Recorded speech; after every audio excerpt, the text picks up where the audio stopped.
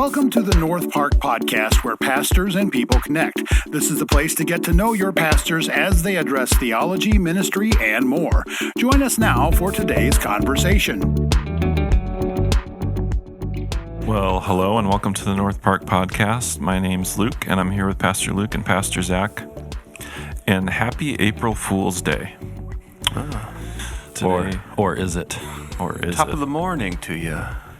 So a while ago, when I realized that we would have an episode come out on April Fool's Day, and since then, for weeks now, we've been considering different ways that we could do something funny on the podcast, as a April Fool's joke for our listeners. But obviously, the topic we have today is related to that, but we didn't really land on any jokes that we thought would be worth it. I feel like I'm going to go through this whole episode just waiting for the joke to come out. Something's just off about this episode. Or one of us is in the know and is going to prank everyone else. Oh boy, the game is afoot. But we did. We thought it would be interesting to talk a little bit about the history of April Fool's Day. And upon doing a little bit of research, I was shocked to find out that the origin of April Fool's Day is actually partly connected to Martin Luther. Mm-hmm. Do you want to talk a little bit about that? Yeah. So in his just uncovering of his problems with Catholicism and just a new way forward, he actually thought that it would be a helpful practice to begin an annual time of reflection on the gift of levity and humor. And so he would actually write these little pamphlets that were intended to be a criticism of the Catholic Church, but then what he would do is he would do that all the time. But then on one day he would actually just make up a bunch of really outlandish things about the church, and then the following day he would say all of that was not true, and it was an exercise in discernment for his students, and so that's kind of how he would teach his followers. Yeah. So he actually did the pranking at the end of March. I'd have to go back and check the dating. Yeah. I don't remember if April 1 was when he would do the prank or when he would reveal that he made a bunch of stuff up. Yeah, because that's the tradition now, is on April Fool's Day. Right. Usually you have the prank and then you say, haha, April Fool's Day. Mm-hmm. Now, there's some criticism of him for this, because some will say that he actually was taking a German pagan holiday that had something similar, that was what it was it was tied to the spring solstice, and solstice, right? Not equinox. I'm a little backwards on those. It'd be spring solstice, and so the German pagans there would they would go around to one another, to neighbors in their village, and just pull a bunch of shenanigans. And Luther, who had a sense of humor, I think he picked up on that a little bit, and he went ahead and tried to Christianize it, and then that's how he kind of adopted it into his scheme for teaching discernment with his students. Yeah, I was going to say it lines up, because he's kind of known for maybe not as much being a jokester, but just saying funny things. Yeah. A lot of bathroom humor, from what I've heard. Well, he really did have a lot of bathroom humor. Yes, indeed. He was at times a fairly crass individual. Mm. So it's not just April Fool's isn't just connected to Martin Luther. He is the originator. He's the original April Foolster. Yeah, it's looking real good for the rest of the Reformation guys. Yeah. Yeah, the Reformation was no joke. No. Calvin did not like Luther's April Fooling. Mm. Yeah. He said we should not laugh. In the institutes. In his institutes, yeah. In the institutes, he said that Christians are to be an unlaughing people. Yeah, and Luther was finally called out by the Roman Church when he took it too far, and Didn't he pants the Pope at one point? Okay, April Fools. All of this is made up, obviously. I did try to look up some of the history of April Fools, and there wasn't really. Yeah. There's probably just a lot of made up stories. Yeah. Have you ever seen April Fool's jokes gone wrong? No. Or taken the wrong way? Or have any bad experience with? Goodness. I was a youth pastor for a while, so I feel like my career was a big April Fool's joke Yeah. with kids, especially when you got to like summer camp or winter camp or things like that. But we had a strong leadership, and I don't mean that in a positive way with our youth group, in that we had a lot of college guys that could outdo the high schoolers. We had more resources, more free time, and less accountability from parents. And so we did some fun jokes. But yeah, I do just want to double down on what you said there, Kiergaard, that this whole thing so far has been a joke, and none of what we said about Luther was, well, not none of it. Some of it was actually true about him being crass and criticizing the church, but he didn't pants the Pope. Yeah. he did. Oh, he did. Goodness. Yeah, maybe we're just the fools here. And I think that might be where some of our listeners land. But yeah, I didn't look super deep. Like once I realized there wasn't anything necessarily factual, but I saw something that said it might go back to like the medieval times, which is interesting to think. Like, what does an April Fool's joke look like in the medieval times?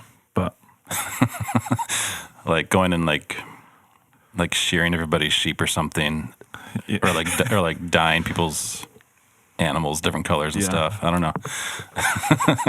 Like tar and feather someone's house or something. It's probably a little too far. Yeah, that's probably too far. Or like go put a bunch of soap in the fountain or something like that so it bubbles over. So none of your wives have like give you like a fake pregnancy? News break, nothing like that for you guys? No, me either. But now that you bring I've heard of that kind of stuff. I think this might be the year to maybe start doing some April Fools with my boys. Oh yeah, I think I could. I think I could get them. They're pretty naive. It'd be easy. Mm-hmm. Yeah. All right. That's good. So we actually got the idea for the episode today when we decided not to go with any of our actually foolish ideas. It was actually Scott Kump, right, who had this idea to do Fools of the Bible. This is true. I was having lunch with Scott, our intro host, and just batting ideas around, and he said, why don't you talk about the subject of fools in the Bible? I said, that's not a bad idea. Yeah, great idea.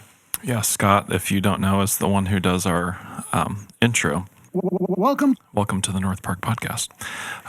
But anyway, so we're going to go with that. And so I had the guys pick out, I don't know what they picked out, either a story or like a character sketch from the Bible about a fool or a group of foolish people. So whoever wants to go first, what did you... Yeah. And as we go into it, I have a few, hopefully they're appropriate sound bites, such as this one. I pity the fool. So maybe as we affirm, like this person was a little bit less than wise than they should have been. Yeah. We'll throw a little stinger in there. I pity the fool. I have about 9 different ones. It should make a trivia out of it, actually, but maybe. I'm excited. All right, who's going first? Zach, you want to take it away? I have Samson. Samson's a tricky one, actually. I mean, we all know the story of him generally, and we see some less than kosher moments in his life, but we also get him in the book of Hebrews 11, in the Hall of Faith. He's listed in the Hall of Faith. So the New Testament affirms him as some kind of God follower, was faithful at times to the Lord. But yeah, he's got kind of a confusing track record. So if you want the full backstory of Samson, you're going to need to read Judges 13, which is kind of an unusual birth account. His mother was barren, infertile, and an angel came and said, you're going to have a son, and he's going to be a Nazirite, which means if you're a Nazirite, there are certain things you can and cannot do. The big things are you can't digest or consume wine or grape products as a Nazirite. You cannot have any unclean food, and you cannot come in contact with the dead. It's another key one. And the last one is that you're not to cut their hair if you're a Nazirite. So these are like some of the main rules for Samson as he was going to be born. And that goes all the way back to Numbers chapter 6, when God was giving some laws to Moses for the different tribes. So it's a pretty steep standard. And the whole reason was that God was trying to set this people group apart. He wanted these people to be set apart for some specific purposes here. So those are kind of the criteria or the guidelines that Samson has to live with throughout his life. So if you could jump to Judges 14, besides his birth account, we don't get a lot of context for how he grew up, how he was influenced, his character building. In fact, the first words out of his mouth in Judges are, "I saw a Philistine woman and I liked her." He told his parents to go get her for me, for she looks good to me. Okay. Famous first words. Famous first words. I found a Philistine woman, which obviously they're not supposed to mingle. Mm-hmm. And in my 1995 New American Standard translation, at least, it says, it just says, "Go get her for me, for she looks good to me." Just like, I'm like, I pity the fool. Yeah. like, what in the world? And obviously the Lord is very gracious with him. The Lord still does some really gracious things, because ultimately the Lord is seeking an occasion for him to, in a military way, help confront the Philistines for a number of decades, because the Philistines were a big issue. God was trying to separate his people from their other cultures. So even though Samson probably did not go about this the right way, God was ultimately trying to accomplish his purposes in it. So that's the first one. Samson was a riddler. He really liked riddles, and he liked people not knowing what was up his sleeve most of the time. There was an occasion where he was, actually they were going to get his Philistine wife, I think, and a lion attacked him out of nowhere. So with his bare hands, he just rips the lion apart like a piece of paper. Remember that? Oh, I remember that. Yeah. So considering the rules he had set for his life, he killed something and with his bare hands was touching this dead animal, which is a big no-no. Yeah. He didn't tell his parents. And then on their second trip back, when they passed the spot where the lion attacked again, there were some bees creating honey inside the carcass. So he, again, used his bare hand, reached in, grabbed some honey, and then shared the honey with his parents. Why not? And didn't tell them. Anyway, so to cover that up, he had this riddle. Out of the eater came something to eat, and out of the strong came something sweet. That's nice. And he toyed with people. He just toyed with people over and over and over. There is a poetic irony in it. Yes. Him toying with other people as if he was the wise one, yet his life is foolishness. Yes.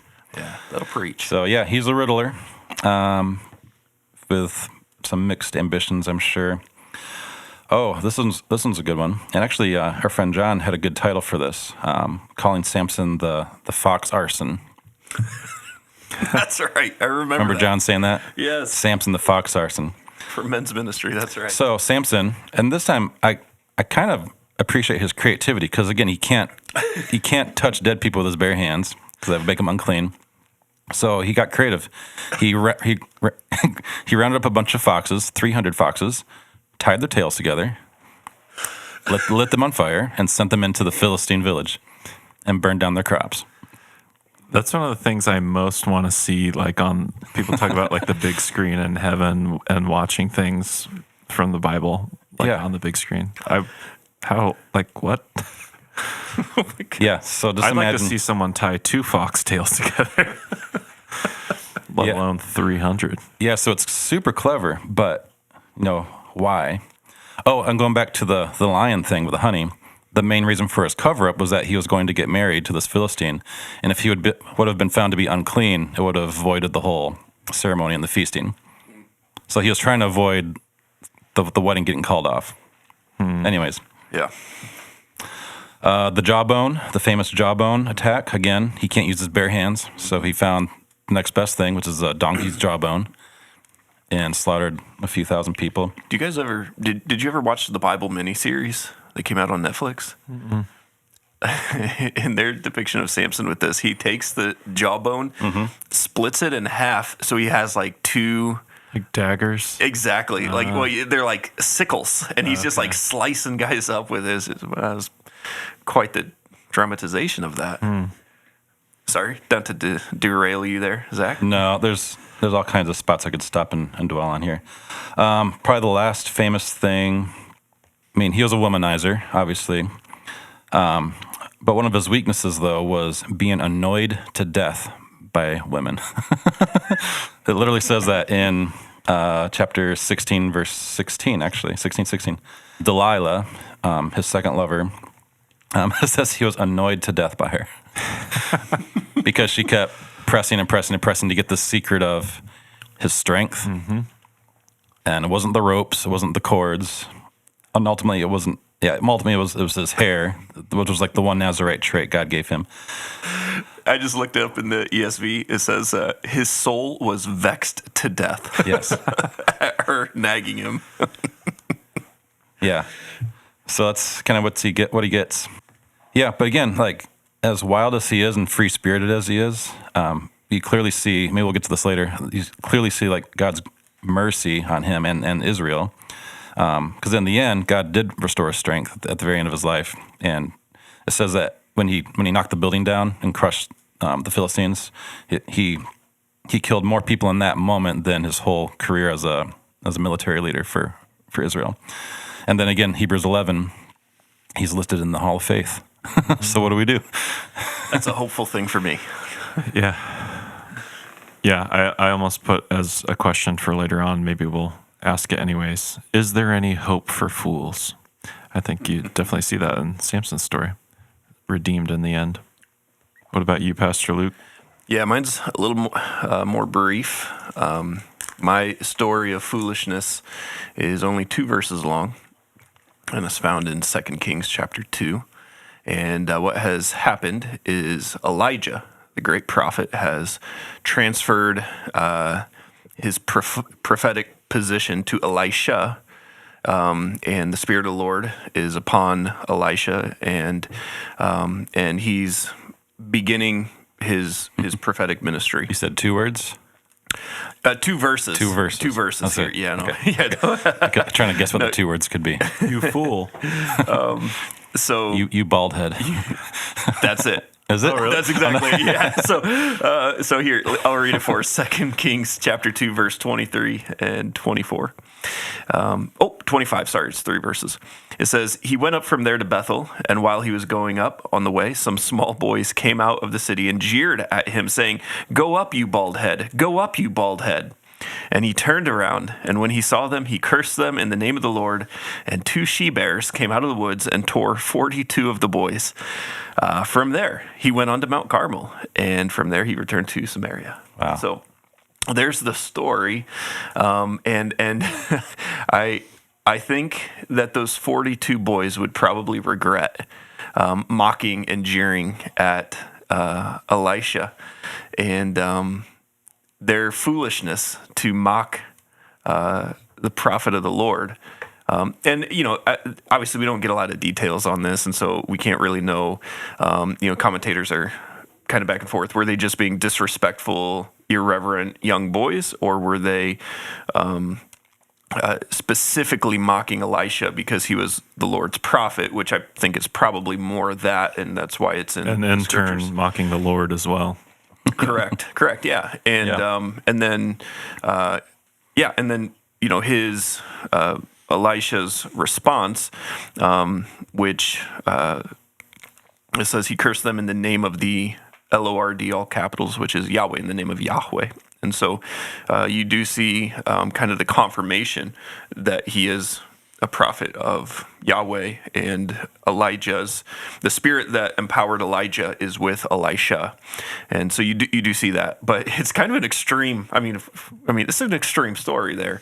42 young boys just out there doing what young boys do, which is being fools.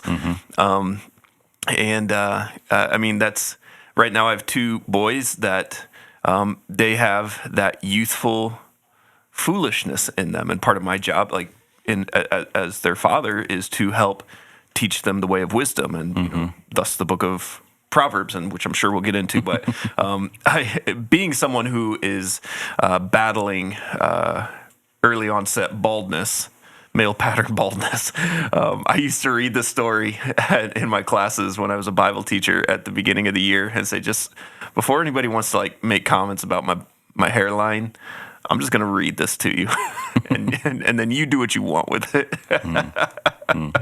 So it's kind of a running joke in my classes. More foolish, the fool or the fool who follows him? What is that from? Star Wars, right? Oh, is that Obi-Wan? Yeah. Yeah. Say that. Who's the more foolish, the fool or the fool who follows him? Good soundtrack in the back there. Yeah, well done. That's a good bite. Well, that's funny. Yeah, there's so many more we could share too.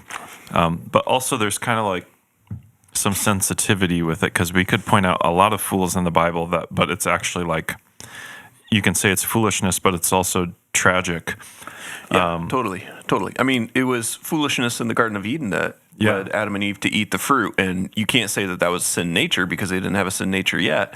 It was foolishness to think of, you know, that there was something better for them than what God had told them, and yeah. Yeah, so that makes it interesting where you point out that it wasn't sin nature, and also just all the tragic cases where we could say they were foolish, but it was also just a sad account of like the sinfulness of humans. But then like also you mentioned your boys, and they're in that season of boyhood where there's a tendency towards foolish things. And so it kind of becomes a hairy question. The first question I was going to ask, is foolishness sin? Or what is the relationship between the two? How do we approach that? Yeah.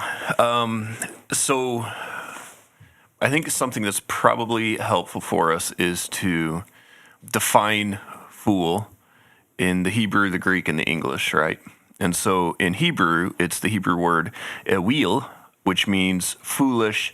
And also in my Hebrew dictionary, it also included impiety.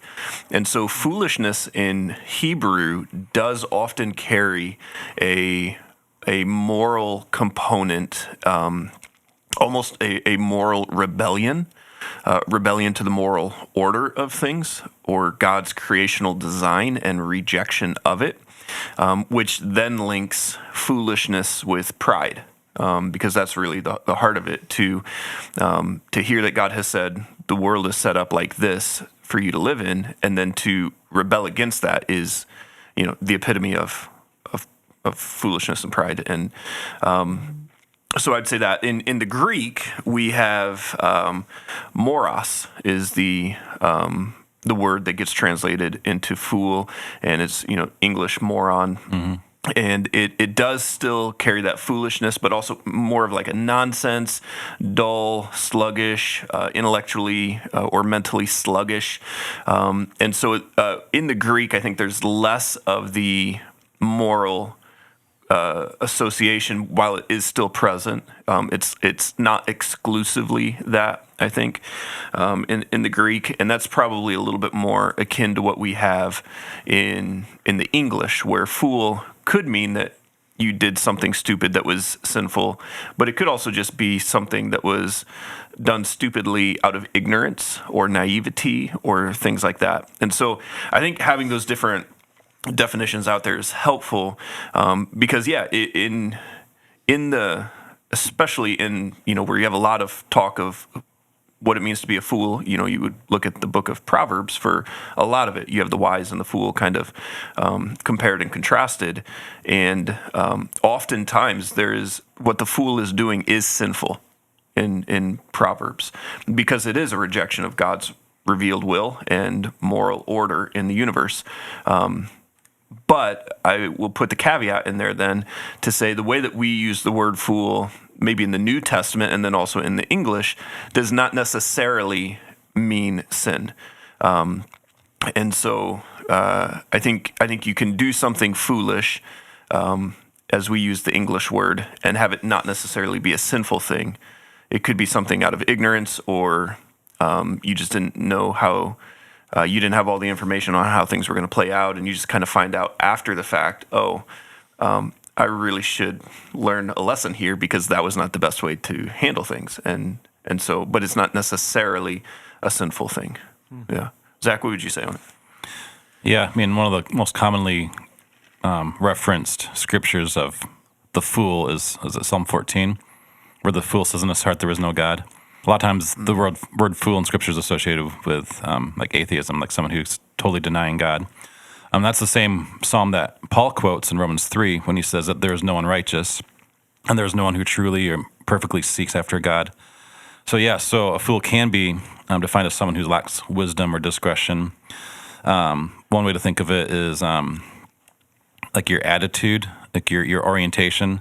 Like if I was a pilot, the control tower might say to me, like, what's your attitude? And it's not like how you're feeling. Are you grumpy or are you cheerful today? But it's like the direction of your plane. Is it pointed towards sin or is it pointed towards something else? Mm-hmm. So foolishness is often like an indicator of like your general orientation or attitude towards things that are not of God. So any sin really is a form of foolishness. Mm-hmm. Yeah, just a quick reference for you from Jesus in Mark chapter 7. He says, "From within, out of the heart of man come evil thoughts, sexual immorality, theft, murder, adultery, coveting, wickedness, deceit, sensuality, envy, slander, pride, foolishness. All these things come from within, and they defile a person." So for Jesus, he does lump everything kind of into that category there of evil things, including foolishness. Another reference, though, for you to kind of maybe flip the coin a little bit, also from Jesus, Matthew chapter 25, and you have the parable of the 10 virgins. And it says 5 of them were foolish and 5 of them were wise. The foolish one took their lamps, but they didn't take oil with them. The wise took flasks of oil with their lamps. When the bridegroom was delayed, they all became drowsy and slept. But at midnight, there was a cry, "Here's the bridegroom, come out to meet him." And those virgins rose and trimmed their lamps.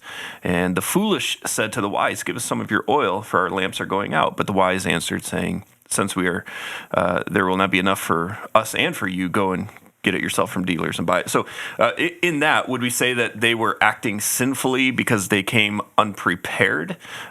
Within the story itself, obviously, this is a parable about Jesus' second coming and being prepared for him. But in the story, as it stands, they made a foolish decision. Is it necessarily evil that they came unprepared with extra oil in the event that the bridegroom would be delayed? I don't know that I think that's the takeaway. So that just kind of maybe makes the whole conversation a little bit more complex.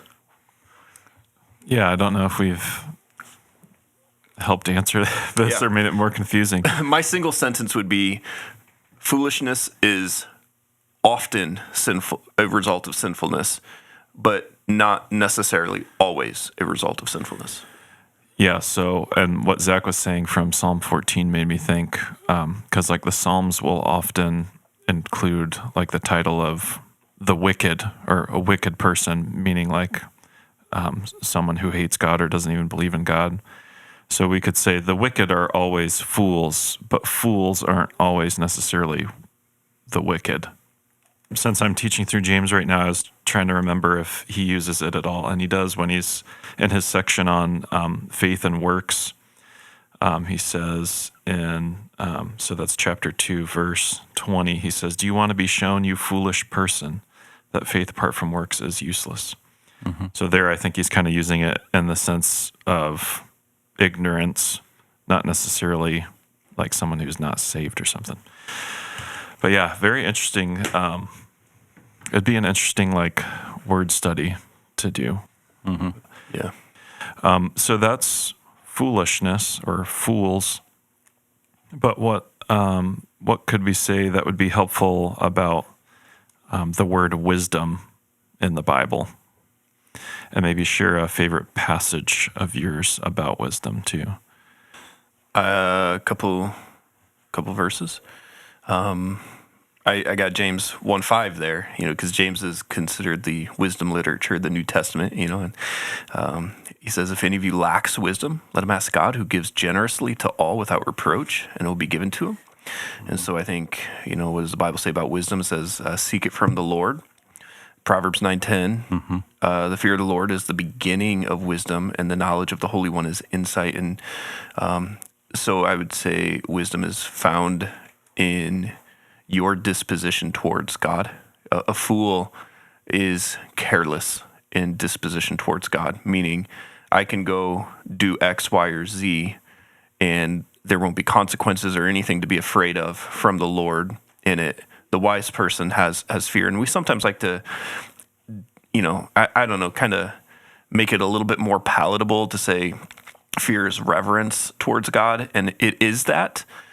But it's also fear, it's also like a legitimate, healthy fear of being in opposition to the God of the universe, who is the judge and the Holy One. And I think it's right to use the word fear.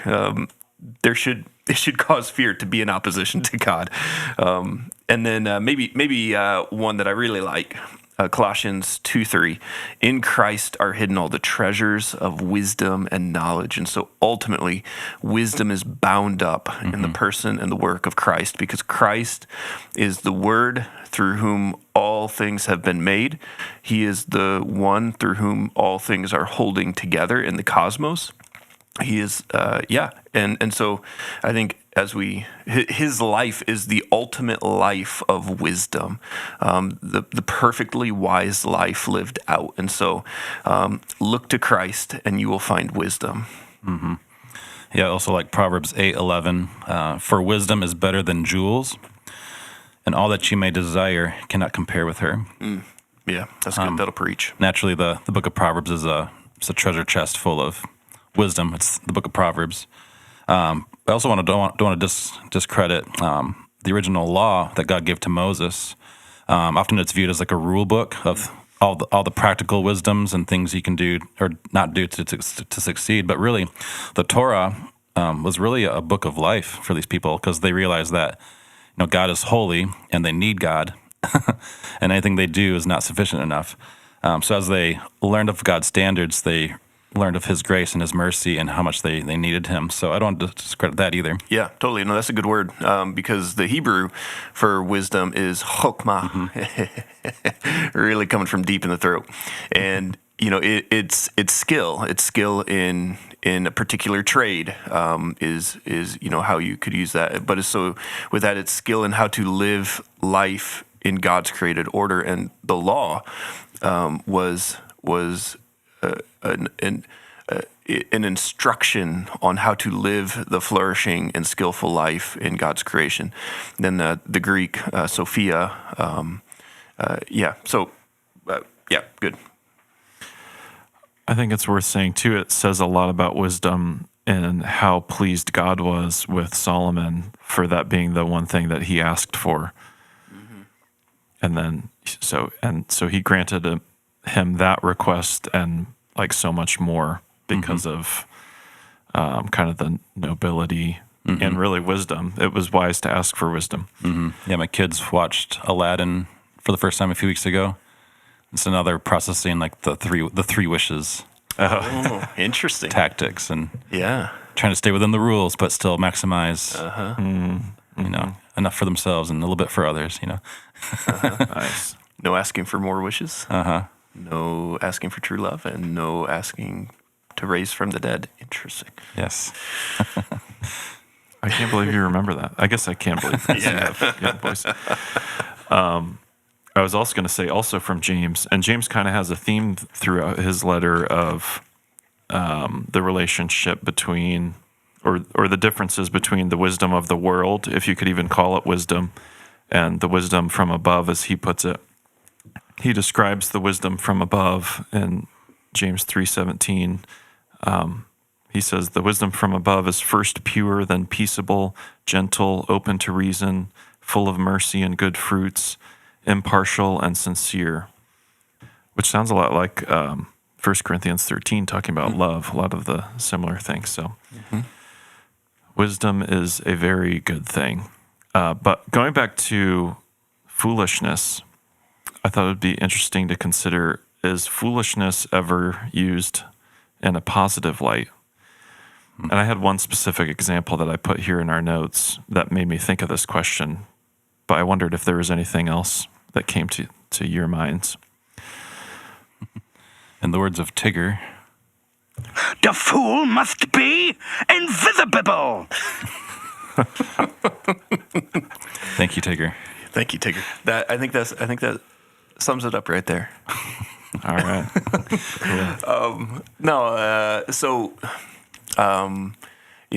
You brought up 1 Corinthians chapter 1, chapter 3, and you just need to understand what Paul is doing in those verses where he's saying that the world will esteem us as fools for the message we proclaim and the lives we live. But the assessment of the world and its darkness is actually, an indictment back on themselves because it's the wisdom of God that is seen in us. Yeah, so remind our listeners and us of what, do you have that pulled up? Here, pull it up. What that says. He's talking about it pleased God to use the foolishness of preaching, something along those lines. For since in the wisdom of God, the world through its wisdom did not come to know God. God was well pleased through the foolishness of the message preached to those who believed. Yeah, so with that and what you were just explaining, we want to be fools in the eyes of the world. Do I want to be a fool in the eyes of the world, or is this telling me that I will be thought of as a fool in the eyes of the world? Well, if you are thought of as a fool in the eyes of the world, then you're on the right track, I guess is what I'm getting to. I hope so, if it is because I am pursuing the wisdom of God. Right. And not being called a fool by the world because I'm actually being a fool and how I'm doing things. No, I get what you're saying. Exactly. I think Paul gives us the heads up that this message and this life that we are called to, is going to be assessed as foolish. And don't find your identity in the assessment of the world. Find it in Christ and be faithful to Christ. And then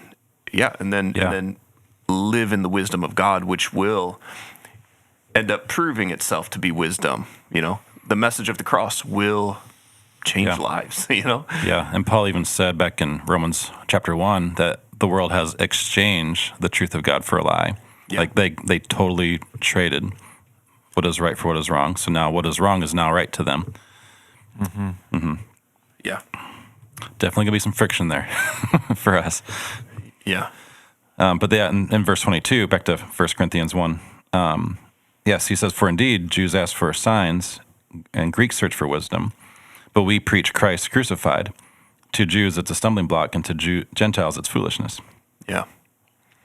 And, even in just the original context in which Paul was preaching, he's preaching this message in, the Roman Empire where, Greek wisdom and philosophy was like, just out there and all over the place. And just the Roman social economic system and the Greek philosophy, the Christian life was just, the polar opposite, on what you valued and how you lived and all of that stuff. The ways that the early church lived, it's noted by Roman historians that they have an influence because of how just different their lives are. And, they take care of each other and they share stuff and they honor servants and slaves and women and children. And it looked like foolishness in the Roman, social system. Right.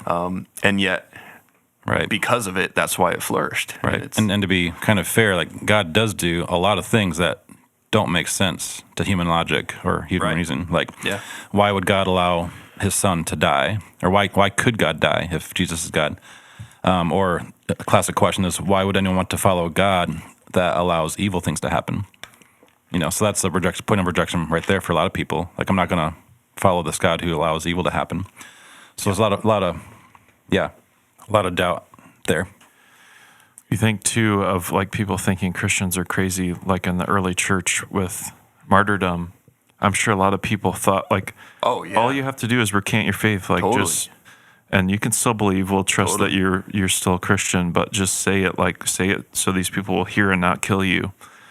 And they would say it's foolishness to not recant. Yeah, no, that's good. Yeah. So can the world have wisdom or exercise wisdom apart from Christ? Yeah, good question. I would personally say yes, because in the way that we all bear the image and likeness of God, and because of common grace, that even those apart from the Lord can understand certain wisdom bound up in creational design, but the ultimate wisdom of like knowing and understanding and perceiving life correctly can only be found in relationship to Christ. So, I think an unbeliever could understand some of the wisdom that we see in Proverbs, but they can never get to the heart of wisdom, which is found that these things are the way that they are because of the way that God designed the world. So I would say to a degree, but not fully. And yeah. I think you could be wise in a foolish way, making wise choices with selfish motives. Yeah, like we could point to like a lot of successful business owners and leaders in the secular world who got a lot of wealth out of making wise business decisions. But is it ultimately wise if their motives were wrong, or if they're prideful and pursuing the lust of the flesh kind of thing? Yeah, and maybe that's the better way to frame it. Ultimately, are they wise? And ultimately, no, because all of their works and deeds will be, will fade away and whatnot. I and think burn like up. on Judgment Day, that will be like the true. Everything will be shown to be either truly foolish or truly wise in right. the end. Yeah, I think that's right. Well, to end on a high note, maybe, how would we counsel someone to pursue wisdom? How does someone pursue wisdom? I'm debating if I should play a soundbite or not there. Just put it in there. This is around. I see. You're very foolish. The true sign of a hero. What's that one? It's from Mortal Kombat. Oh, no kidding. How'd you even know to find all these? I have sources. But foolishness is the sign of a true hero. You know that well, that's the closest one I had that would fit this question. So, so how does someone pursue wisdom? I would say, just spend a lot of time with God, not just in the Bible, not just praying and stuff like that, but like spend a lot of time with God. Give God a lot of time to work in you. I'm learning more about what I don't know as I get older. I find I learn more about what I cannot do as I get older. And still, even at age 37, there is, I believe, a temperedness in my spirit that I can detect that I know I did not have when I was 24 and graduating from Bible college. Like I can feel some differences, some strengthening in my wisdom and my posture towards God. Even in Bible college, though, I had really great grades. I got one of those medals for high honors, which was not like the best you could do, which was like the highest honors. And you got the gold medal. I got like the silver medal version. So I had a lot of good grades. I knew all the answers, most of the answers. And if not, I knew like the formula or the process of getting the right answers if I needed to. So I had all this knowledge and practical training, but those things weren't necessarily what made me wise, if you know what I mean. There's a difference between that and wisdom. So wisdom for my life has been God just working out his truth and his spirit in me for a very long time through both trials and successes. That's what's made me wiser. Just a lot of time with him. Yeah, I think that's good. And I think the cliche answer, although we'll probably talk about it because it is important, is read the Bible and read Proverbs. But I think God absolutely wants us to learn from life experience, and we want to be careful, like throwing around the word revelation, but he does reveal things to us through life experience and intends for us to learn from it. Yeah. I got a couple things. One, I would say, the Bible would tell you that the fear of the Lord is the beginning of wisdom. And so I think it needs to start there I think that comes back to like your business owner or successful businessman, analogy. And if you're seeking your wisdom from a bunch of like self-help books or strategy books or whatever, masterclass or TikTok, I guess, tutorials, then you might get some shortcut sound bites of wisdom, but you're never really going to get, like we were talking about, the true wisdom. It has to start with the Lord and your disposition, what you think of the Lord. I would say, just to reiterate what you guys both said, but Psalm 119, 105, your word is a lamp to my feet and a light to my path. And so the more we're meditating on Scripture, the more we will see the world as it really is. Scripture has incredibly formed the way I understand what it means to be a human and what humans are like. And that has, very much informed the way that I interact with people and things like that. And so sometimes I'll summarize it by saying, there's two things I know about every human I talk to: that they're made in the image and likeness of God, and that they're a sinner. And I try to remember both those things every time I talk to somebody. So I think Scripture will open our eyes to the world as it really is, but then also to the God who is and who is in it as well. I would say pray for wisdom. Also, James, talks about that. Ask for wisdom, and Lord will give it to you. I've certainly been in seasons like that where there's just been difficult situations or decisions to be made, and I just find like myself really asking God, like, I need wisdom that cannot come from my own mental faculties. Like I need it from you, Lord. And that's kind of what you're talking about with the revelation stuff, And then I think seeking wise counsel is really, really, really, really important. Proverbs 11:14, where there is no guidance, a people falls, but in the abundance of counselors, there's safety. And so I think it's important to surround yourself by people who are, like Zach said, meditating on and soaking in the Scriptures. Be around those kinds of people. Don't just do it yourself. Be around those people, because sometimes we make the most foolish decisions with the things that are closest to us, the way I interact with my wife or parent or whatever. I could look at somebody else's life objectively and be like, that was a foolish thing to say or whatever, but I still do it. And so I think there's something in the way God has other people on the outside speaking wisdom into our lives. I think that's important. And then the last thing that I would say is to maintain a humble heart. Whoever loves discipline loves knowledge, but he who hates reproof is stupid. Proverbs 12:1. And I think, like Zach said, the older we get, I think we'll become one of two things. We'll become more proud and therefore closed off to true wisdom, or we will grow, and by God's grace, we will see increasingly how little we actually know and how dependent we are on God to supply wisdom to us. And so I'd say maintaining a humble heart is really, really, really, really important. Yeah, and that goes back to James 1:5, which I just want to go on a little bit more because I feel like it's a verse that a lot of people know and just maybe take for granted. But it's like a really incredible verse. If any of you lacks wisdom, which is everyone, all the time to some degree, let him ask God, who gives generously to all without reproach, and it will be given to him. And then he goes on to say that you need to ask in faith, but it's a guaranteed answered prayer if you ask it in faith. And I think it's already answered as you ask it because of what you're saying, because in asking it, you are humbling yourself and admitting that you're dependent on him for wisdom. I just think that's so important. But also another thing from James is just on my mind. I have my notes here, so I keep going to it. But earlier I said it's like the cliche answer to say, well, if you want wisdom as a Christian, you need to read your Bible, like read it all the time, which is true. But James talks about being doers and not hearers only.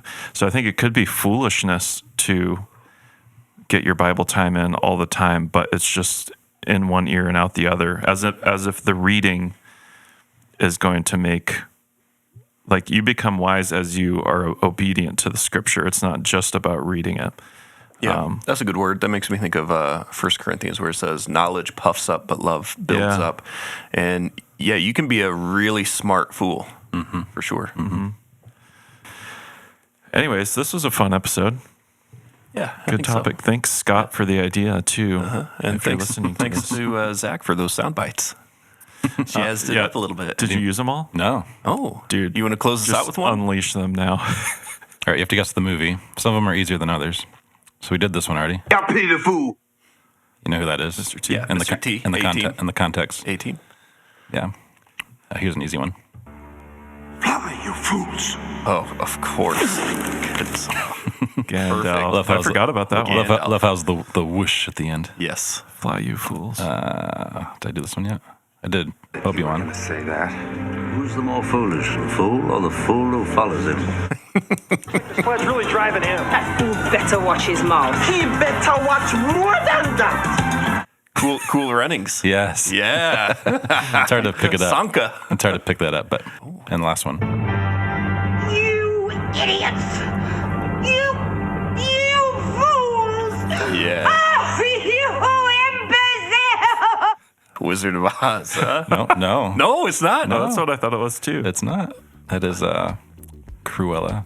Oh, that's it. Good. Nice. Yeah, okay. That's all right. Yeah. To Jasper and Horace, right? Yeah. Yeah. Wow. Well done.